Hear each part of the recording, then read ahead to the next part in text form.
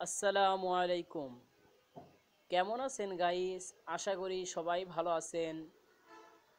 তো আমি আজকে আপনাদেরকে একটা কথা বলবো যে আপনারা অনেকজনের মনে অনেক আশা থাকে যে ফার্ম করবেন। অনেকজন অনেক কথাই বলেন, আমাকে কমেন্টে বলেন যে ভাই কোয়েল পাখির খামার করব, কেমনভাবে করব।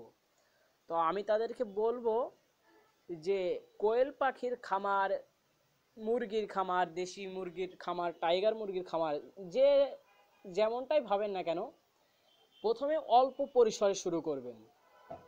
তাহলে কি হবে, আপনার অভিজ্ঞতাটা বাড়বে। যেমন যদি আপনি একবারে অনেক টাকা ইনভেস্ট করে যদি অনেক মুরগি অনেক কিছুই পালেন, তাহলে আপনার এখানে দেখা যাবে যে শেষ পর্যন্ত সেখানে যে আপনি আর দাঁড়াইতে পারবেন না। তখন আপনি লস খাবেন, লস প্রজেক্ট আসবে, তখন আপনি সেগুলো বাদ দিয়ে দিবেন।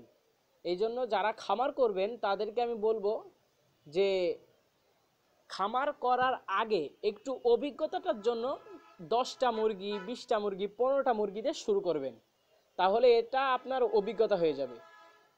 যখন আমি শুরু করি খামার, তখন আমি 15টা 20টা মুরগি দিয়ে শুরু করেছিলাম। তো আমার দেখা যায় মুরগির অনেক রকম সমস্যা হয়। সেখান থেকে আমার একটা অভিজ্ঞতা হয়ে গেল যে এই মুরগির এমন সমস্যা হয়। তখন আমি কি করি, যখন বেশি করে মুরগি নিয়ে আনি, তখন সেটার চিকিৎসা আমি করে ফেলি। এখন দেখেন আমার খামারে প্রায় 1000 মুরগি মতন আছে। এখন আমি অনেক বড় একজন উদ্যোক্তা। তো আমাকে অনেকজন বলেন যে ভাই একটা ভিডিও করবেন, আমাদেরকে বলবেন, আমরা আপনার ভিডিওগুলো দেখব। আমাকে অনেকজন অনেক কথাই বলেন।